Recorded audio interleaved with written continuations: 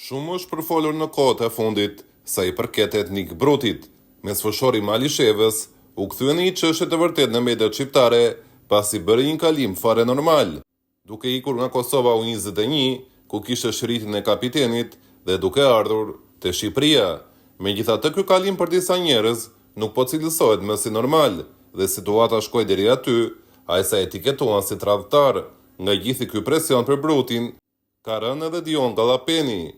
Ky i fundit kishte dorëzuar dokumentet në Federatën Shqiptare të Futbollit për t'ju bashkuar Shqipërisë dhe për t'u pajisur me pasaportën shqiptare.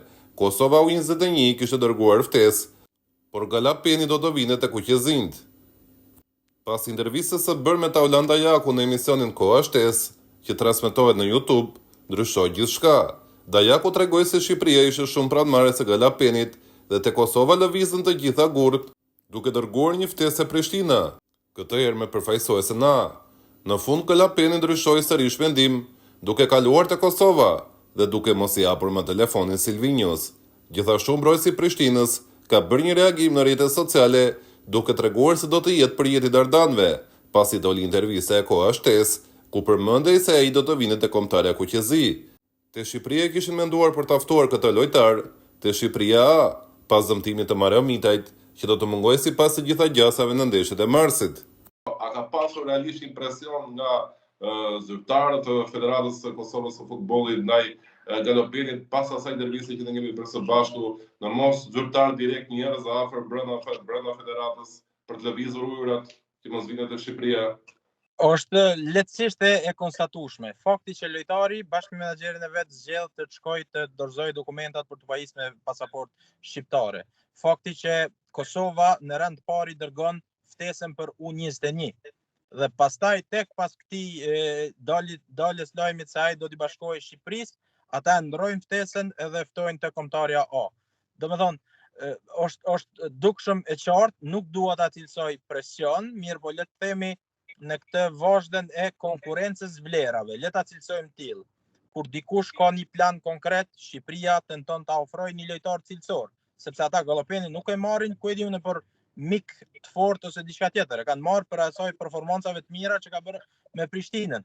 E thash edhe herës kalume, kur ne ndërtojmë këto koncepte për zhvillim të futbollistëve, pastaj zgjedhja është pak e rëndësishme nëse zgjedhin Kosovën ose Shqipërinë. Te rasti i Gallopenit i bie, le të themi, po flas në thojza, i bie që paaftësia e zyrtarëve të federatës për të parë Gallopenin ose për të projektuar Gallopenin si pjesë e rëndësishme e Kosovës që mund të ishte, edhe reagimi që Federata Shqiptare me njerëzit, me skautët e vet e cilësuan si denjë për të qenë te kombëtarja shqiptare, na nxjerr te kjo pika se duhet dikush tjetër t'ju hap syt këtyre njerëzve në Kosovë, sepse edhe rasti i Brutit është i ngjajshëm me këtë.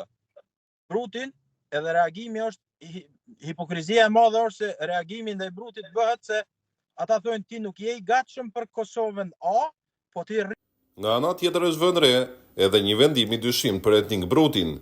Menjëherë pas asaj jave, ku Bruti ishte fjala e parë në mediat shqiptare se i përket kalimit të tij nga Kosova te Shqipëria dhe kur të gjithë njerëzit pranë Federatës Kosovare të Futbollit e quajtën si tradhtar, pa pritur Bruti shfaqen në stol te Malisheva. Malisheva luajti kundër Gjilanit, një kundërshtar i direkt që ndodhej vetëm një vend poshtë tyre, në vendin e katërt, dhe kjo nuk ishte një ndeshje relaksuese. Megjithatë te Malisheva si radhëherë vendosë që Bruti të mos luante në këtë takim, dhe kjo ndodhi pikërisht pas arës së tij te Shqipëria. Sigurisht, është jo logjike që një lojtar që Silvinio preferon për te Shqipëria të mos ketë asvën në stol te Malisheva. Të njëjtin dyshim ka edhe ish futbollisti Taulan Dajaku, i cili gjithashtu theksoi faktin se trajneri i Malishevës, Bekim Isufi, ka punuar si trajner te Kosova U21 dhe mund të ketë bërë një nder i shefave të tij për të ndëshkuar Brutin si një akmarrje që shkoi te Shqipëria. Që kanë bërë këtë lloj diskutimi dhe Bruti nuk u shfaq fare në formacionin në ndeshjen Malisheva Gjilani. A ishte kjo një rastësi apo ka diçka më shumë, nuk e di? Mendimi jot? Në mendimin tim të parë është ajo ndjesia e një hakmarrje që nuk bën sens për shkak se tregon një naivitet të madh. Po let themi ose let shohim se si ata do ta trajtojnë në xhirot në vazhdim, për shkak se është e pakuptim të trajtosh një nga lojtarët që sukseset e Malisheves lidhen me atë edhe me Hazrollajn. Sigurisht edhe pjesa tjetër e skuadrës, sepse ka element shumë të rëndësishëm, mirë po në një moment kryesor, besoj pas atij reagimi, treneri në këtë rast që merr për të bëjë formacionin, është një trener që ka qenë te gjeneratat e reja të Kosovës edhe duket sikur atë hatërmbetjen e shefave të vet e ka shfaq te Bruti. Sigurisht nuk dua të spekuloj, po nuk dua të besoj për shkak se tashmë treneri mund të replikojë duke thënë unë e fitova ndeshjen, mirë po nuk flasim për futboll për një ndeshje, flasim për kontributin e dikujt që jep. Në fundit edhe Malisheva duhet ta trajtoj si një Benjamin të vetin ashtu siç është Bruti, edhe nuk duhet të lëshohet në të tilla presione të pakuptimta për shkak se në fund ditës e irritojnë vetë lojtarin, edhe nesër pas nesër ai nga mënyra e trajtimit jo adekuat që mund të marr, mund të mos performoj mirë, pas njëherë nuk i ulet vlera për shkak se Bruti ka treguar çfarë cilësish ka.